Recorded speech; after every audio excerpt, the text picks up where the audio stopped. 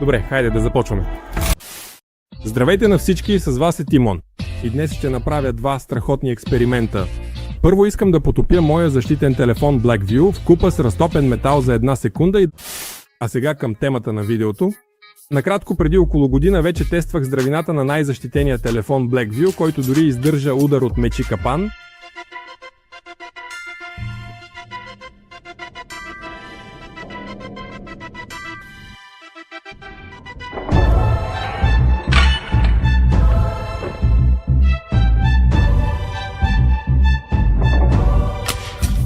И тогава, като експеримент, изляхме върху него разтопена мед и го заляхме доста добре, като се има предвид, че част от метала мина покрай него, но все пак по-голямата част го покри отгоре. В същото време тя дори го принуди да падне и в този момент металът се изсипа върху задната стена. Да. И да не забравяме, че през цялото време той беше в тигана с този метал, който се носеше под него, и мисля, че това е достатъчно за спорове. Но мнозина писаха тогава, това не е честно. Металът е изцяло от стъкло. Пропуснал си бла и всичко останало. Окей, този път ще го потопим изцяло и едновременно ще проверим ефекта на Leidenfrost. Нека да включим все още старата пещ и да разтопим нашия метал. Ще топя алуминий, тъй като той има по-ниска плътност от медта. Да, и температурата му, разбира се, е по-ниска, но ще го прегреем, защото пещта ни се нагрява до 1500 градуса. Той дори няма да е бял, а червен, представете си. Ще го нагреем силно чак до цели 1000 градуса. Ще сложим повече, защото ни трябва цял тигел. Този път имам огромен тигел, почти 10 кг разтопен алуминий ще има.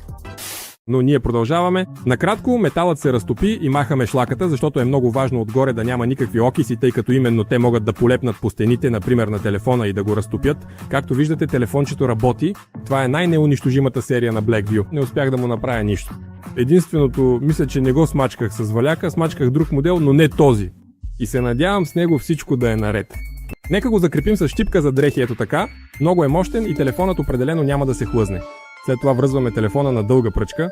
Ние сме за безопасността и ще правим всичко от разстояние. Предлагаме също предпазни средства за ковачи, маски за дихателна защита, предпазни средства за лицето, пожарникарски ръкавици и още много други. Правим това от години, така че просто вижте какъв ще бъде крайният резултат. Готови сме. И най-важното в този случай е да потопите телефона в вода. И сега ще видите защо.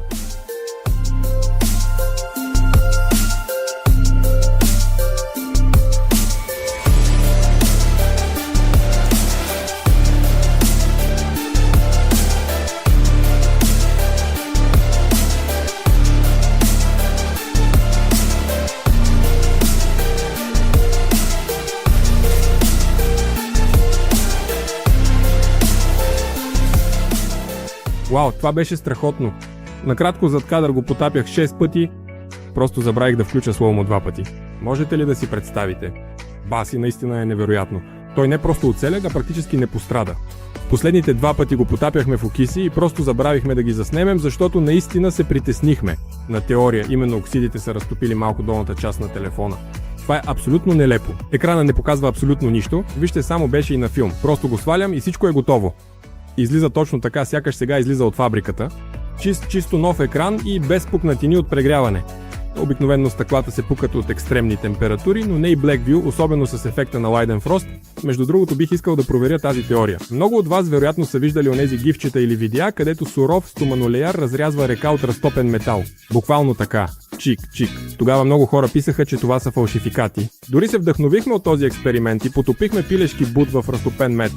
Не знам как ви изглежда това, кажете прилича, разбира се, на крак на баба Яга, нали? Но по принцип ние го държахме вътре около 5 секунди, а по правилата трябва да се прави бързо. И още е важно, че задължително трябва да се потопи в вода преди това, за да се създаде тънка парна обвивка. Тя именно защитава кожата, тъй като се намираме в платформата YouTube и тук има строги правила. Не прави забранени експерименти. Ще ви покажа това не върху себе си, а върху заместители, на които вече не може да им се случи нищо подобно. Накратко ще потопя в разтопения метал свински крак и език. Важно е за нас да потвърдим, а не да успорим, нали? Ще проверя всичко обстойно, ще бъде мега безопасно. Едновременно с това ще разберем дали това е ефект или не. И нека сега закрепим крака. Добре, закрепихме крака и нека започна почивката, за да можете и вие да видите всичко. И тръгваме. Не забравяйте да го потопите във вода и...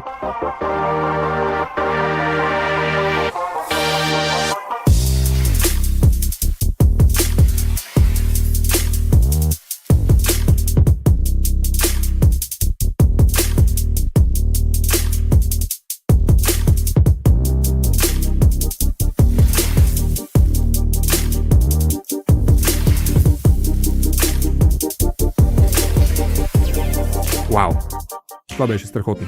Разбира се, на прасето вече не му пука и ще дадем този крак на кучетата си по-късно, но аз по дяволите не мога да разбера изгарянето видимо ли е или не. Струва ми се, че изобщо нищо не знам. Дори можеше да се види как водата течеше след метала. Между другото, кожата не е гореща и горната част е все още мокра. Ами, не виждам изгаряне. Добре, това не е точно това, което си мислех, защото свинските крака ги обгарят преди продажба. Кожата е малко тъмна и визуално изобщо не мога да разбера дали металът я е изгорил или не. Напишете в коментарите, виждате ли нещо там. Хайде да проверим върху нещо, което изобщо не е подлагано на никаква топлинна обработка. Имам предвид езика. Той се продава такъв какъвто е и ние го купихме от месарски магазин. И мисля, че той на 100% ще покаже как металът въздейства при кратък контакт с него, дори ако бъде обработен с вода. И така, закрепяме го и нека започнем.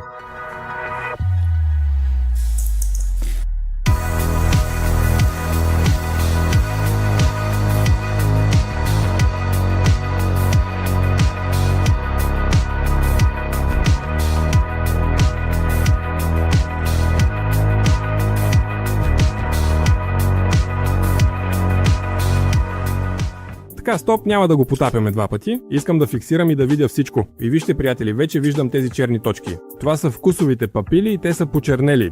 Не знам доколко е критично това и дали се възстановяват. Ако има някой с медицинско образование в коментарите, напишете дали папилите могат да се възстановят след изгаряне или не. Ефектът е очевиден. Дори мокрият език е почернял. И това е езикът, приятели. Той се счита за най-регенериращия орган в нашето тяло. Точно преди година го потопихме в нажижена мед и го държахме там доста продължително време.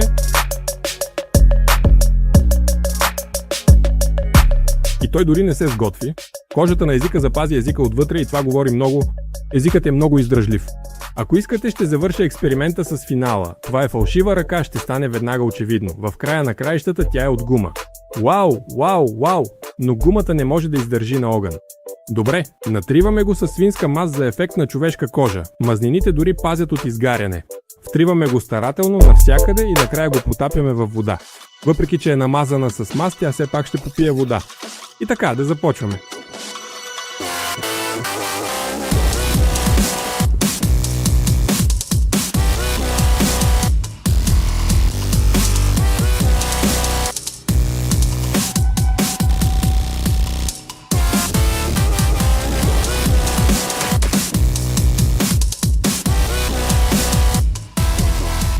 О, господи, това е наистина ужасно. Виждате всичко сами. Не знам дали трябва да правя изводи, но моето мнение е 100%. Не си струва да пъхате ръце в метал. Напишете какво мислите по този въпрос. Но как ви се струва новото ми изпитание? Купихме за тази нова рубрика ето този агрегат. Надявам се, че се досетихте какво е това. Да, това е истински шредер, който може да смила всякакви малки предмети направо на прах. А този телефон след нажежения метал, както виждате, работи. Заредих го и всичко с него е наред.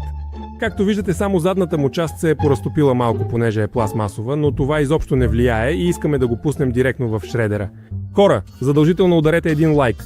Този шредер го сглобих сам и струваше ужасно много пари. И разбира се, абонирайте се за канала, за да не пропускате нови видеа. Накратко, хайде да го пуснем. Виждате ли как се върти, каква мощ има? Виждате ли, има 22 огромни зъба. Тях ни ги направиха във фабрика и са от закалена стомана с дебелина 16 мм. Той може да смачка дори тънък метал. Но разбира се, не бих искал да го изпробвам. Все още не знам доколко всичко това работи добре. Сложихме мотор от 3 кВт, малко е слаб. В идеалния случай трябват 2 такива, но по дяволите е много скъпо. Ако това видео събере 1 милион гледания, ще подобря своя шредер за най-яките краш тестове. Вижте, изключих го. Все пак по-добре да не си слагате пръстите там. Тези зъби са много остри и много здрави. Те бяха изработени, изрязани с лазер. Това позволи да бъдат направени заоблени и те трябва да захващат добре всякакви предмети, особено кръгли, и да ги издърпват навътре. Добре, стига демагогия. Нека го изпробваме в действие. Искам да проверя тези зъби как захващат. Затова ще вземем цяла кутия пластмасови топчета за пинг-понг. Между другото, кой помни тези топчета и в кое видео участваха? Да, имаше едно време. Тогава тествахме течен азот за налягане. Да започваме. Хайде, хвърли го вътре.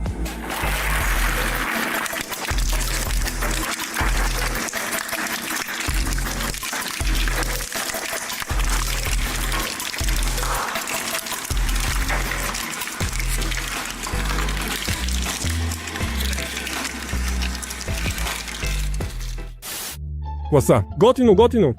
така са скочили. Накратко не сбъркахме с формата на зъба. Те хващат всичко отлично, дори и кръгли малки предмети. О, хайде да хвърлим още топчета подскачащи. И от тях ни останаха много от видеото с колата, там където хвърлях 1000 броя. Накратко, хайде да ги хвърлим.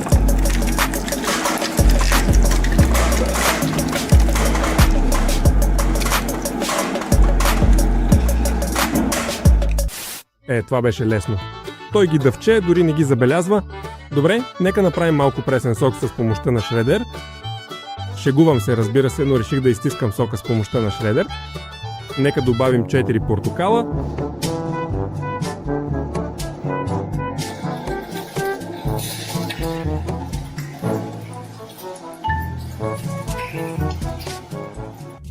Готино, мамка му. О, толкова много мирише на портокал. Той е навсякъде тук сега. О, ще почистя всичко. Добре, нека тестваме тази сила и да добавим няколко кокосови ореха.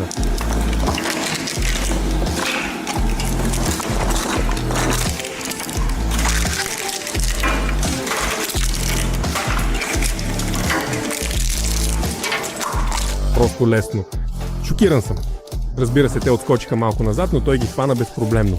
Това исках да знам как тези зъби ще захващат кръгли предмети. О, клавиатурата. Така. Сега ще е по-здрава. Чудя се дали може да го смила. Нека разберем. Хайде да го хвърлим вътре. Да тръгваме.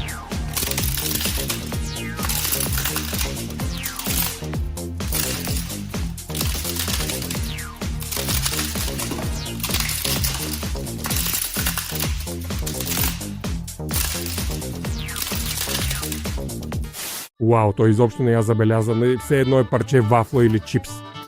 И хрупна толкова апетитно. Това е всичко, което остана. Малкото делит, покой на клавиатурата.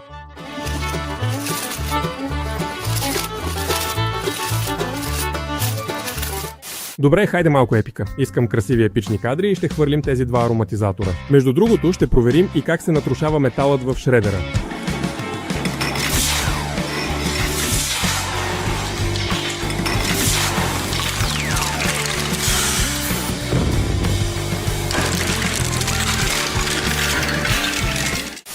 Леле, направо ужас.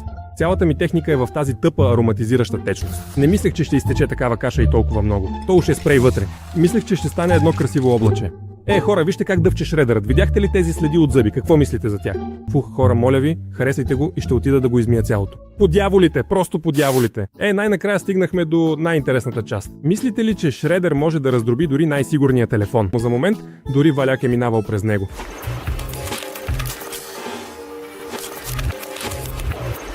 Или напишете хаштаг "телефонът е приключил", ако подкрепяте шредера.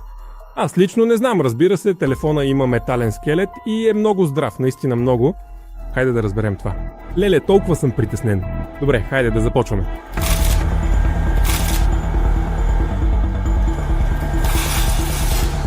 О, спри, заседна по дяволите. Леле, така е. Хайде още веднъж.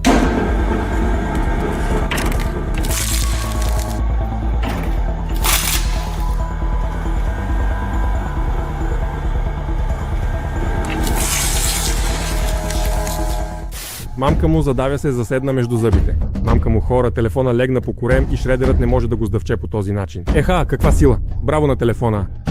Защита на 80-то ниво.